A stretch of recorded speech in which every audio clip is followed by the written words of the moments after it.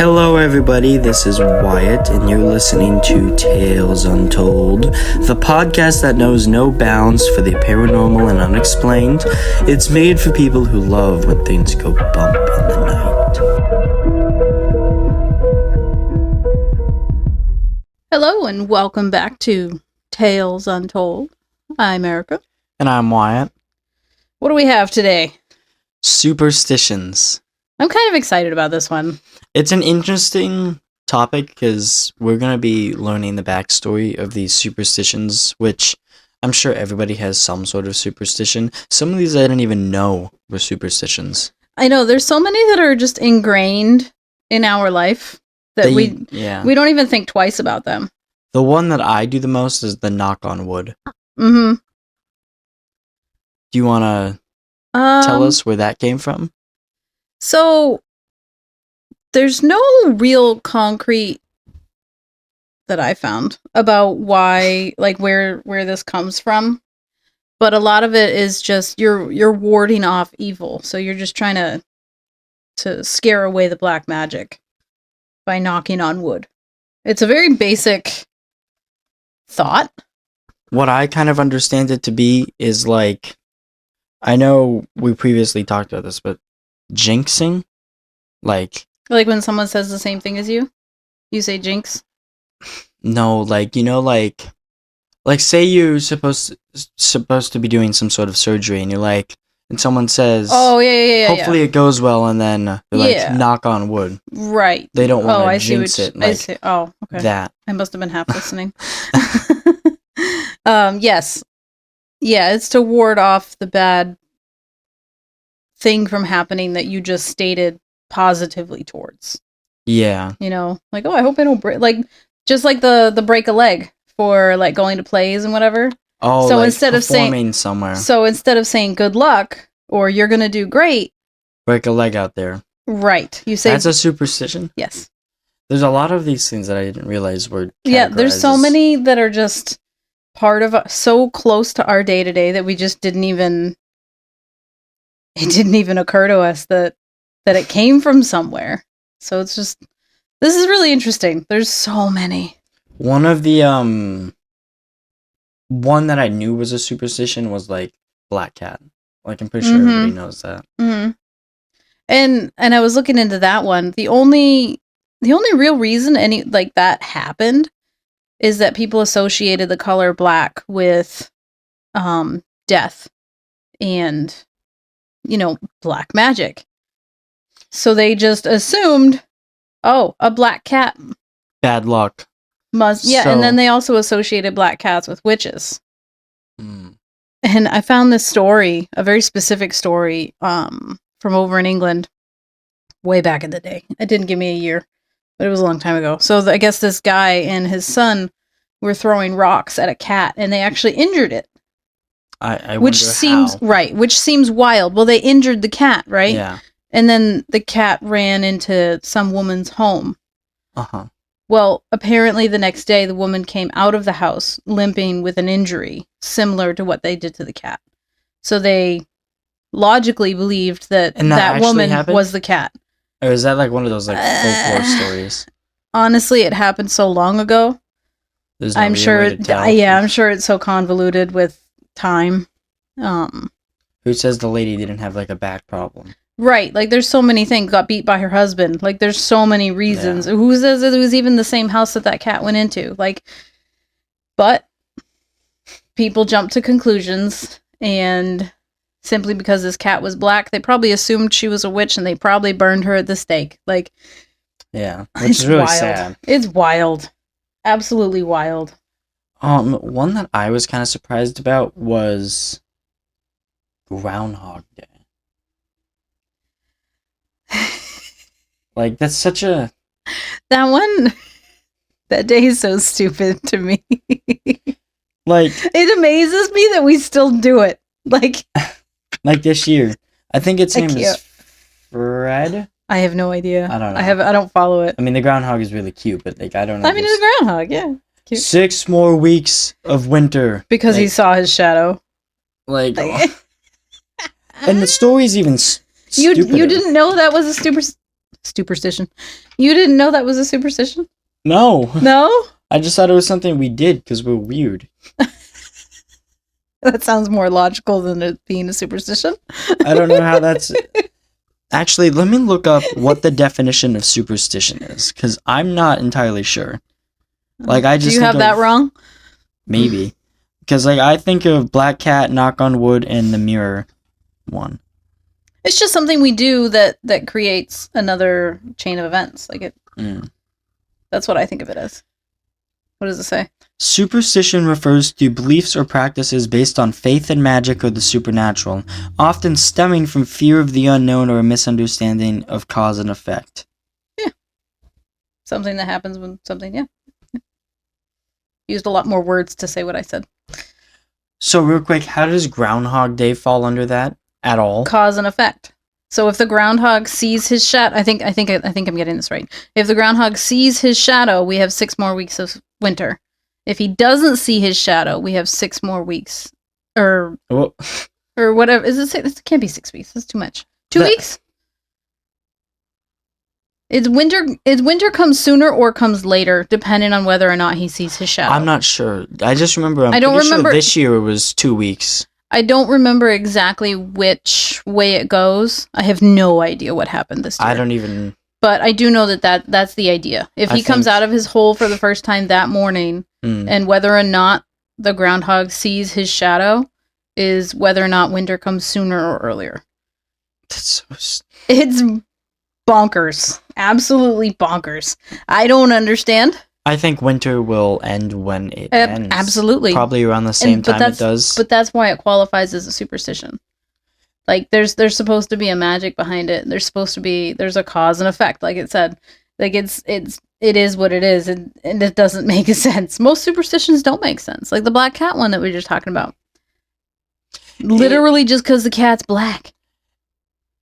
Well, now that I know the backstory, like, it doesn't make sense, but it just made sense to me for some reason. I don't know why. It isn't. It's because it's just a superstition. You were just told that your whole life. Like, if a black cat crosses your path, it's bad luck. Like, that's literally all we have ever known. Break a mirror, 7 years bad luck. Yes. That's one of the most popular that I know. Did you find an origin for that one? For the Groundhog Day? Or, no, the mirror. Like, I'm going to get to that at some point, but the Groundhog Day... Oh, you want to start with Groundhog Day? Yeah, it's so stupid. It's not even funny. It was adapted from German culture when settlers arrived in the U.S. and chose Pennsylvania. Am I saying that right? Mm-hmm. That sounds wrong. Yeah. As their home. The old Candleman's Day tradition in Germany involved members of the clergy distributing blessed candles, which were used to determine how long the winter weather would last. So, how did we adapt that into an animal? Well, I mean, it kind of makes sense because it says that animals were observed to see how long their hibernation periods lasted, and the Germans would closely look at like badgers, but groundhogs were the next best thing. That's such a... Man, pilgrims are weird. I don't understand it. There's another one that I thought was really fun. I do not do this. I've always thought it was really stupid, and you're just going to end up hurting somebody. But throwing salt over your shoulder after you have spilled salt. What? Yes. I've never even heard of that one. No, you haven't? I've heard of like the superstition of like putting salt on the ground to ward away evil spirits, or like the salt circle. So this doesn't really have much to do with the actual paranormal in that sense. So back in the day, like forever ago, salt was expensive. So it was considered a bad omen, really bad if you spilled it. Like, say you spilled it. Because it was so expensive? Yeah. That'd be like spilling alcohol? It'd be like burning money. Yeah. Or melting down coins. Like, why? No. What are you doing? Sure it's illegal to deface Well, yeah, money but this like was that. a very long time ago. Yeah. So in this case, that like it's kind of like the knock on wood, where you spill the salt. You're like, oh no, I hope there's no bad luck that comes upon me. And then the left side is considered, like the devil's side. You always have like, you got the little devil guy on your shoulder, right? Speaking like in the animated movies and stuff. Yes. Yes, that particular one. So if you throw the salt over that shoulder, it's going to keep that evil away from you. Because salt is warding off the evil. So it's like it's kind of like a mix. Yeah. And so I actually thought it was very interesting, because as soon as it mentioned the salt being so expensive, I was like, that's right. Like, I don't know. I thought it was interesting more than anything. It's not something I have ever done. I always thought it was dumb. Like, all you're going to end up doing is getting salt on the person behind you. Like, that doesn't make sense. Well, if in this kind of scenario, like, I would only ever be at a restaurant when I spilled salt like that. Like, it wouldn't, that's when it would really matter to me. I also just feel like it would get everywhere. Yeah, and then, especially depending on the shaker. Yeah. Oh, I spilled salt because I threw it. Yeah. Let me spill some more. Like, it never made sense to me, so that's not one I ever tried to follow. That one was silly. So, the mirror one. Ancient Romans believed that mirrors held pieces of your soul, I guess. People believe that for photos, too. For a long time, they believed that if you took a picture of someone, you were capturing their soul. Take a picture, it'll last longer, like that type of thing? Or? No, like back when picture taking was being developed, like it was becoming a new technology. Like, people didn't want their picture taken because they believed that it captured their soul. Just like the Amish don't like their picture taken. I think it's the Amish. Didn't know that. Yeah, they don't like being on camera and stuff like that. Although there definitely is people that are, but whatever. This is also with the myth that our body renews itself every 7 years. I'd never heard of that. Cancer's got it coming. Apparently that fuels the superstition that breaking a mirror means you are damaging your soul to 7 years of bad luck. So specific. I completely understand. I was kind of expecting a little bit more from that one. That's all it's got? Because of how popular it is. You said it was the Romans, right? Yeah, ancient. Yeah, so... Did you find something that I didn't say? Sort of. I found a little more clarity, I think. I don't think we're on the same website. No, we're not. You're on... This is something wild. It's really annoying. So, this belief of the broken mirrors, it's the what did I say? Ancient Romans? Yeah. Ancient Greek. What? Roman? Greek? Romans. Yep, ancient Romans. In Greece. Okay. Yep. So the ancient Romans saw a mirror. They felt that it was like an uncanny valley for themselves. And it was really? And it was unnerving to look at themselves. I mean, the only other way you would be able to see yourself was in a river or like water. Or painting. I mean, that's not... I mean, I know, but that's how they took pictures, essentially. Right, that's what I'm saying. Like, there's no... They didn't have the mirrors as commonplace. They didn't have glass windows. Like, those sorts of things or reflective windows, anyway. They didn't have a camera on their front-facing phone. Like, they weren't taking selfies all the time. So if it broke, that meant that you were unhealthy. So, because it broke. If it, breaks on its own, or if you break it? I guess if it has a crack in it. It didn't specify where the crack came from.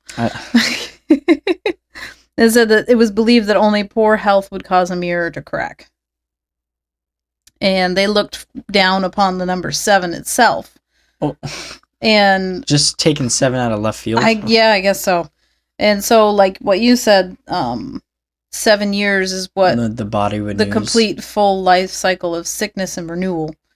Man, I don't want to be sick for 7 years. That sounds terrible. So does that mean I got 7 years of like good health? And 7 7 days years being sick sucks. Yeah, right? And then 7 years of good health and then 7 years of bad health. That sounds tedious. I don't want to do that. Well, I feel like you'd only have bad health if you broke the mirror. Or if it broke... I don't know. I wonder if some of that 7 years of, like, the sickness and renewal cycle came from children. Mm. So children were really susceptible to illness when they were small, right? A lot of them in ancient Roman time didn't live very long, right? No. Like if they got something bad, they're done. Right, like even the flu, like they were... There's nothing to fight against it. No, they didn't have antibiotics. They didn't have cold medicine.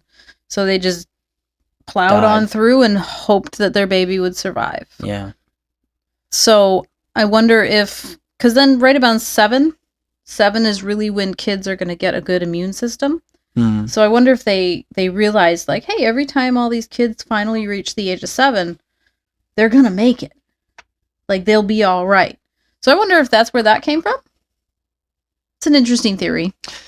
Way more interesting than the Groundhog Day one.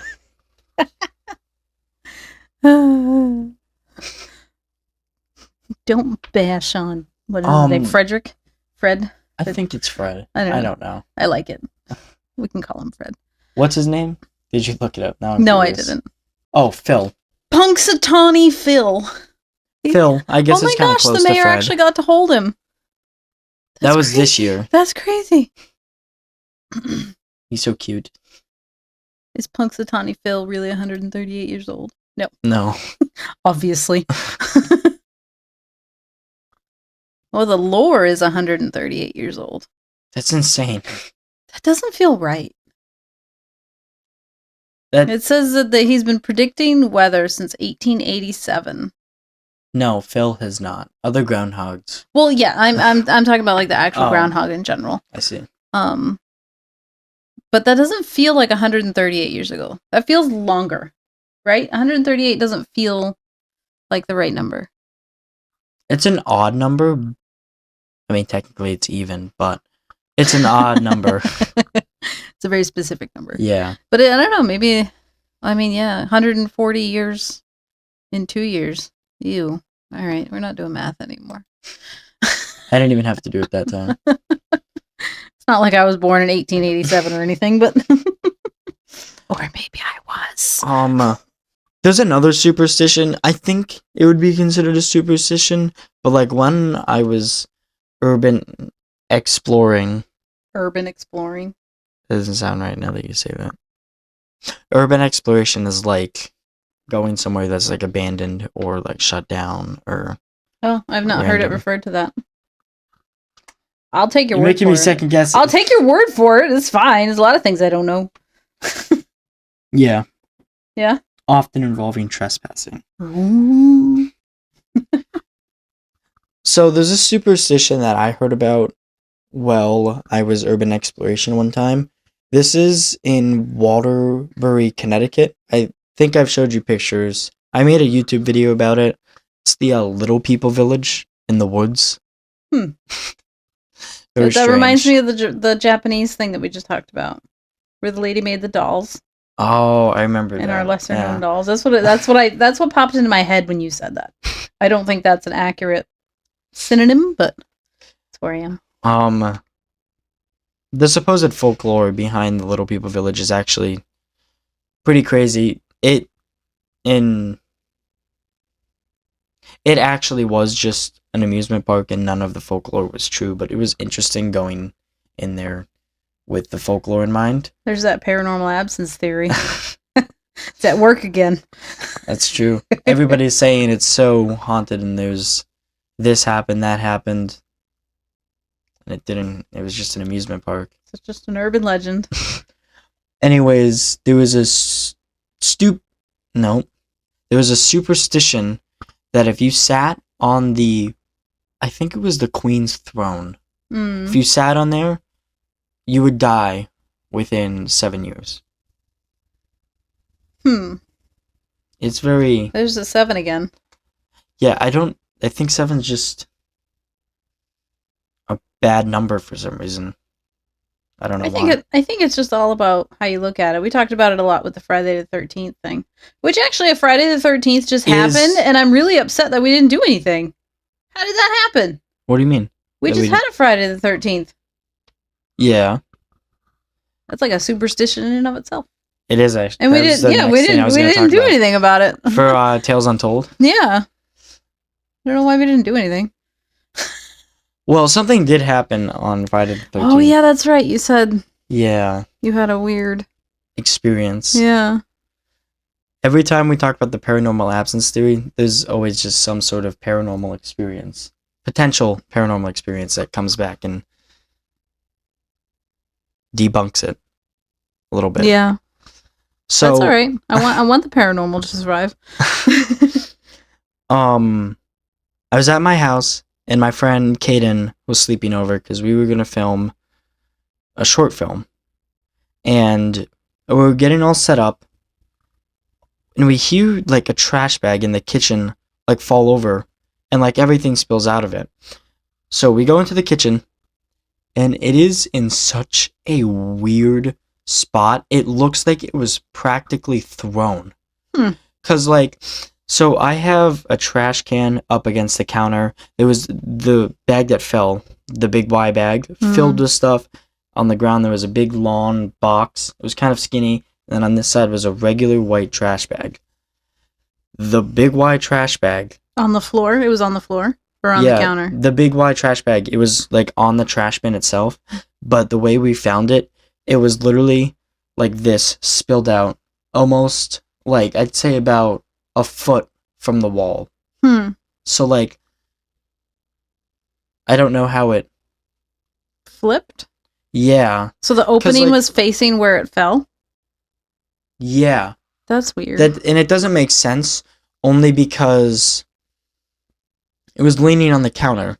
So like, it would have to do like a double flip, maybe like a and fly a little bit. A 180. It literally looks like someone put their hand between the counter and the bag and just. Well, if it was top heavy, you know, like maybe if there was something heavier on the top than there was on the bottom, like you had like a bunch of styrofoam on the bottom and a bunch of cardboard on the top or something. Yeah. And then like say gravity took over. Yeah. And then it like flipped it. So it landed very weird. Yeah.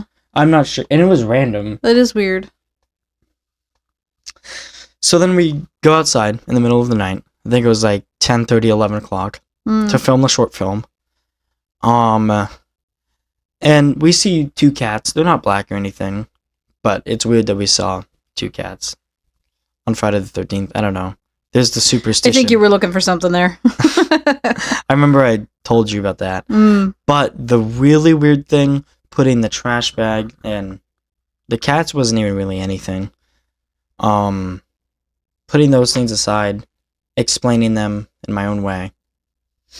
We go to this football field to record like the final scenes, and it's pitch dark. There's no lights. There's a dim little street light in the way back overhead of a little shed, and we're walking up, reading the script, and we just hear at least 4 or 5 people laughing.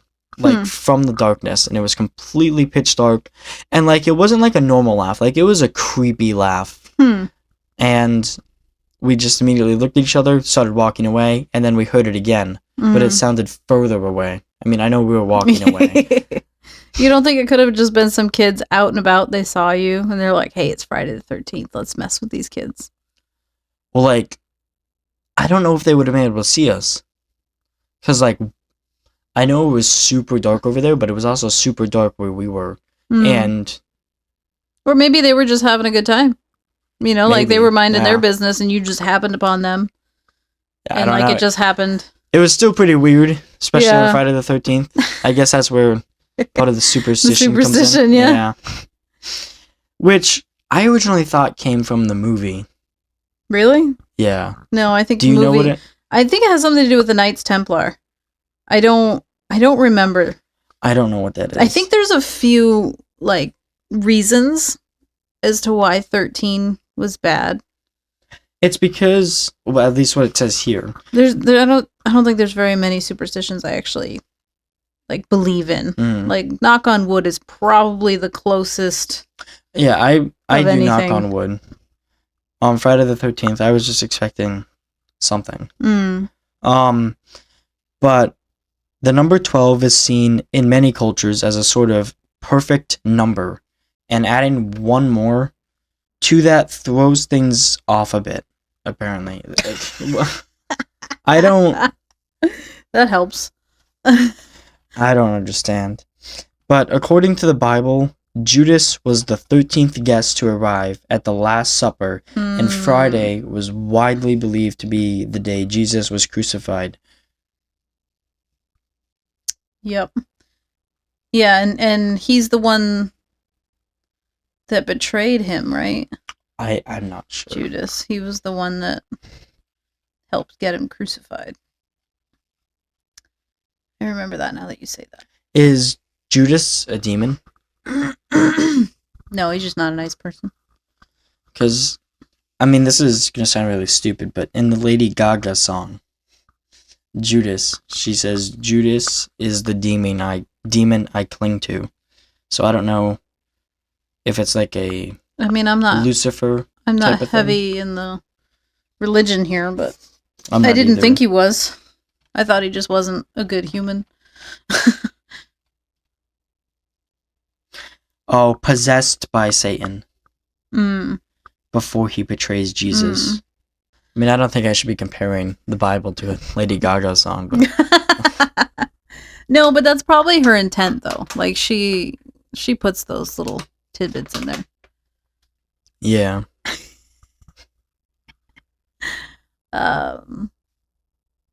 My kids do this one a lot. What? Step on a crack and break your mama's back. I've heard of that one.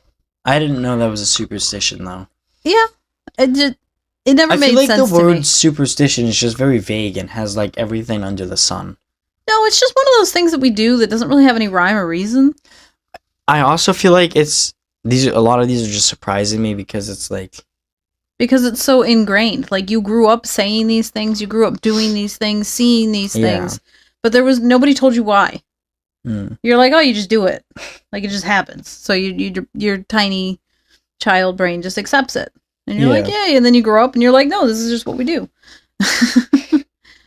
So the cracks are seen as portals to the supernatural realm for good or for bad. these just seem so like They far-fetched. are. And you know what? Honestly, I used to think I was born in the wrong time. I used to think I belonged back in like the Victorian age or something. I don't know if it's just that I'm getting old or that I'm actually seeing things for what they were, but like these people were not that intelligent. Like It's like they just made up stories to scare people. that brings me to a thought.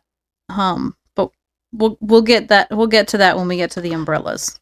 Fear-mongering is what it seems like. Kind of. That's what I'll get to with the umbrellas. Okay. I'll come back to my thought. But so stepping on the cracks would invite or release unwelcome spirits to do harm. I don't know why Mama had to specifically be, attacked in this one. I don't understand that. I think it's just because it rhymes. Like, everyone's offended if you say something about their mom. Step on a crack, release a spirit from the crack portal. Like that. It sounds like you did a bad fart or something. Like a demon from the crack. Yeah, it is definitely silly. A lot of these seem really silly. Yeah. There is one that I do quite a bit, and that's crossing your fingers. I do it every day when I'm working the real job. And it's like a lucky superstition. Yeah. Um, I never really thought about where this one came from. It started back in the pre-Christian days when crosses were symbols of power and unity, and people believed there was power in the middle area of the crosses. They would cross their fingers and make a wish while focusing on the center side. That's exactly what I do. I mean, I don't focus on the center or anything, Yeah. but like, I'm like, please work, please work, please work. I think the kids do this one a lot too, but you really don't find coins on the ground anymore. Because nobody I found a uses penny change. at Quabbin. You did? Yeah. Yeah, not many people have change. Not many people have change in their pocket anymore. Not even people don't even have like cash anymore. No, I almost never do. I prefer cash. I mean, I do, but I don't want to run out. And all my money's on my card, and I pay all my bills. Like it's a chain reaction. So with this, I remember doing this a lot as a kid. Picking up a penny. And I remember not really knowing which one was the lucky one. Couldn't remember. Think it was heads up. Correct. So with the superstition, it says that if you find it tail side up, you're just supposed to flip it and leave it. I didn't do that at Quabbin. It was tail side up. Was it? Yeah. Maybe that was the part that confused me. So if it is tail side up, you're supposed to flip it and then leave it so that the next person will have good luck. Or so then what happens to you? You just... If you pick it up and it has tails, then you are going to have bad luck. That's literally it. So if you just flip it and walk away, you're just neutral. Yes. You just carry about your life. And I think it came from just the fact that it was made of metal. And that, you know, like iron and what have you, wards bad things. Yeah. The words are escaping me. Wards away any misfortune. Again, what? It's a very simple... But stupid. Right, and I wonder if it kept people from keeping other people's coins and stuff. Like, I wonder if there was a real reason in the background that doesn't apply to us today. You know what I mean? Like if we see a penny on the ground, can't buy anything with a penny. Like, we don't have penny candy stores anymore. But in ancient Rome, haven't existed in forever. But in ancient Rome, I'm sure a penny, you could actually purchase something with it. Yeah. You know? Like, so I wonder if it was a way to keep people from, just snatching all the coins they could find off the ground. I don't know. But I mean, if somebody's poor enough, they're just going to pick it up. And use it at some point. So this next superstition, I'm sure everybody does at Thanksgiving. Breaking a wishbone from like a turkey. Oh, yeah. And it apparently started thousands of years ago with the Etruscan Italian Empire. I don't even know if I said that right. They predicted the future by observing chickens and viewed the collarbone as a sacred part of the bird. The Etruscans would let the collarbones dry out and then keep them to make wishes. Romans adopted this tradition and started breaking the bones among two people due to lack of availability. So that is really not a backstory. That is just saying what we do now. There's a couple of origin beliefs for opening the umbrella, and I'll go with the most far-fetched one first. So, in ancient Egypt, umbrellas were used to protect people from the sun. Because, they're in the desert. They have more sun than they have rain. Shade. Yep, sure, no blame. So, however, opening one indoors was seen as an insult to the god Ra, the sun god. Uh-huh. Yeah, and it was believed to bring misfortune if you did this. It was also frowned upon for anyone that was not nobility to use an umbrella in ancient Egypt.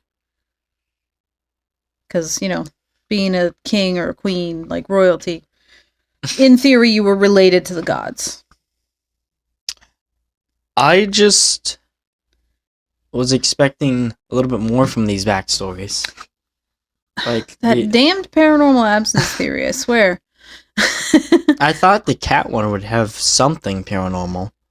I mean, all that there really was black as death.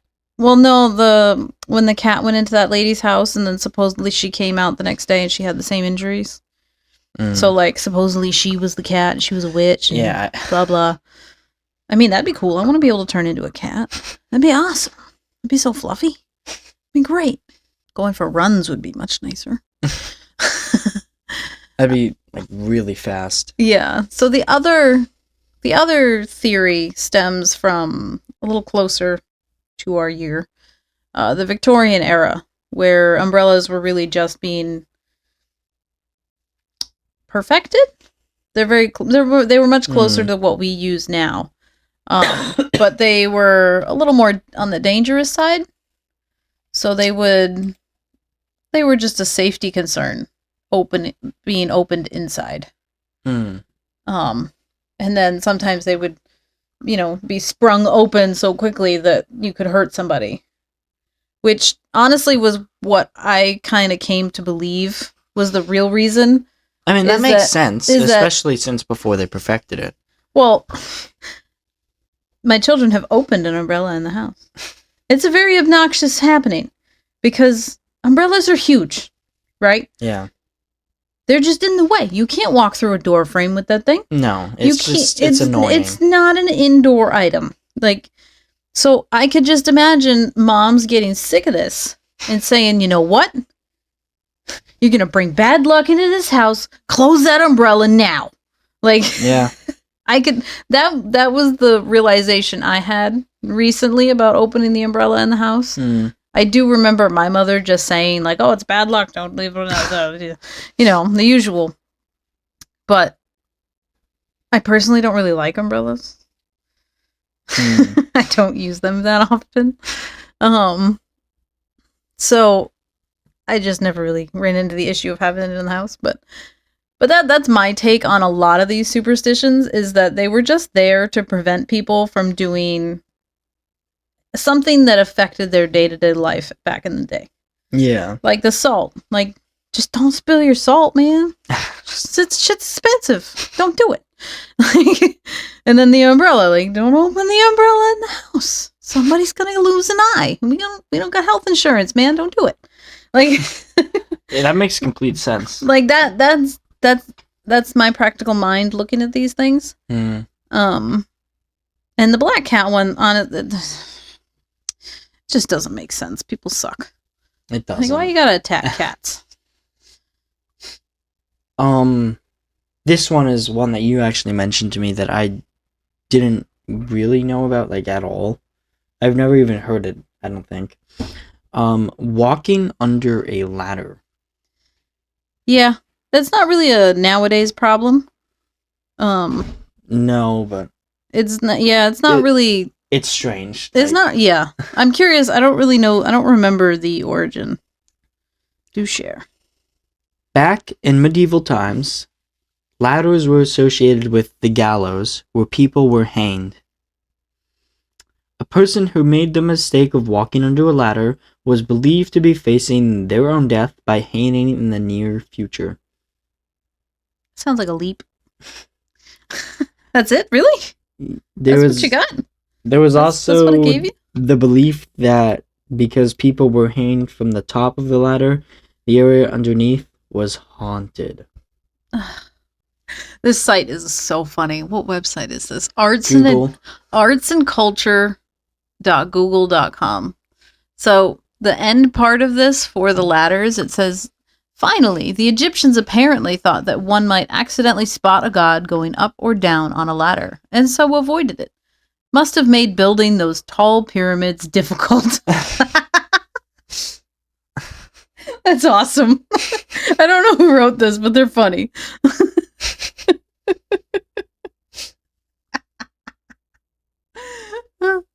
I mean, I guess maybe they rolled the stones up there. I don't know, but it's funny. It's funny. I like it.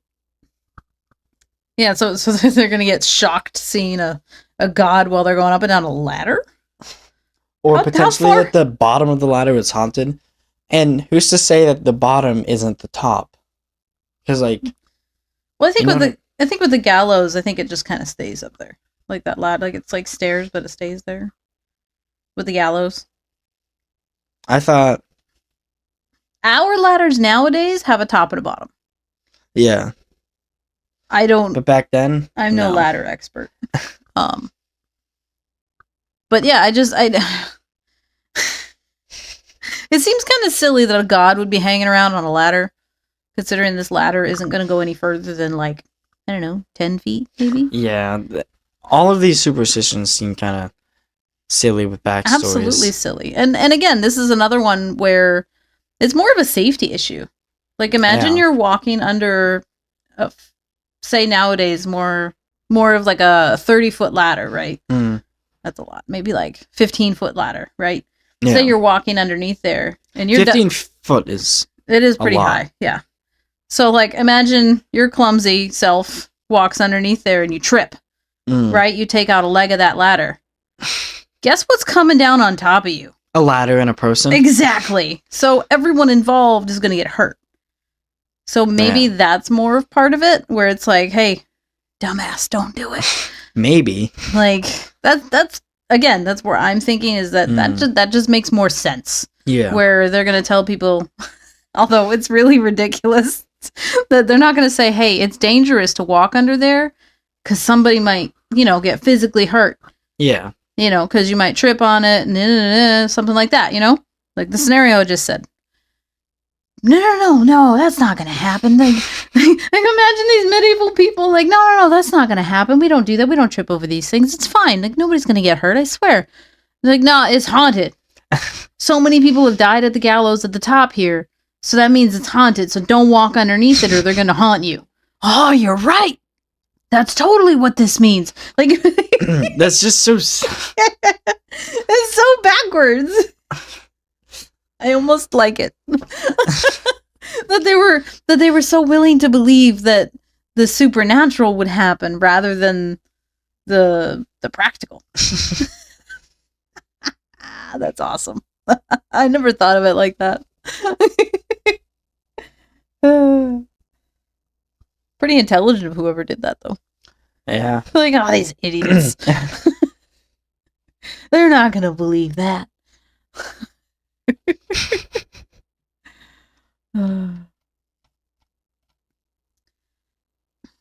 Here's one I forgot about.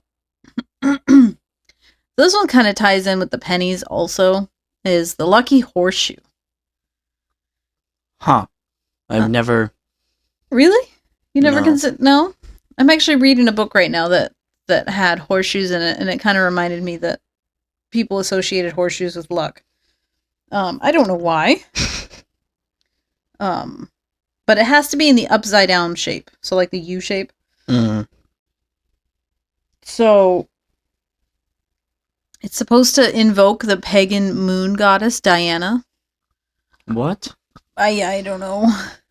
And it being made of metal made it valuable and magical. Mm. So it would ward off evil spirits just because it was made of iron. And, the Romans, I guess there's that number 7 again. And with the Romans, that number 7, the horseshoes frequently had 7 holes in it.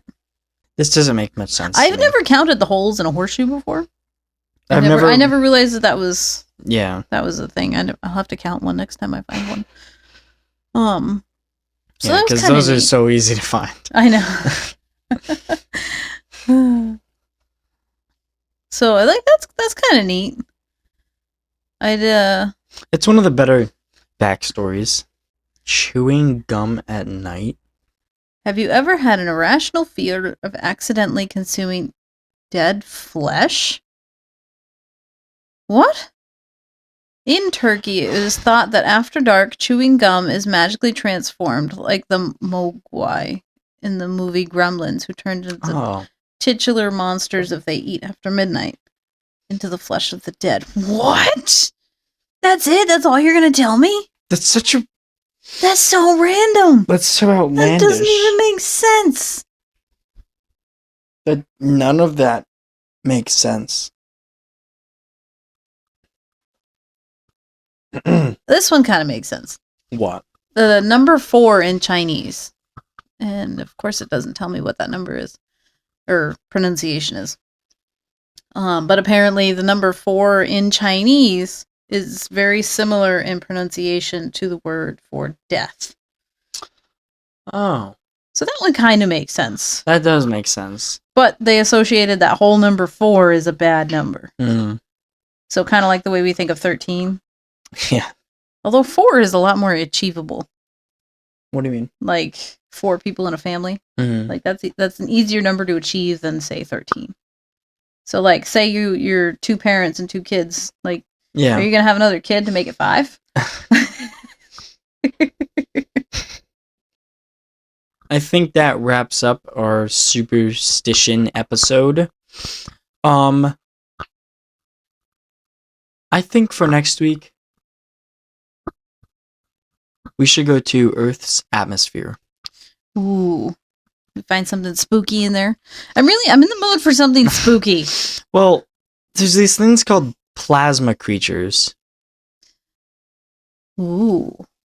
I'm imagining dragons, and I don't think that's correct, but like that's where I am. I'm not really sure what they are like at all. But sounds cool. I think that'll be interesting to research and talk about. I almost said plasma dragons. Plasma creatures sounds really cool. I'm literally imagining dragons. Sounds like a Marvel movie thing. Yeah. To me. Yeah. Yeah, that'll be exciting. Hopefully we can find something concrete. Hopefully something paranormal as well. Yes. That damn paranormal absence theory is hindering our podcast.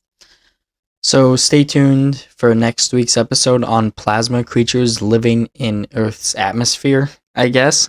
It's a mouthful. Let's hope for plasma dragons. Or something paranormal. Plasma dragons. I'm Wyatt. I'm Erica. Thanks for listening. This is Tales Untold.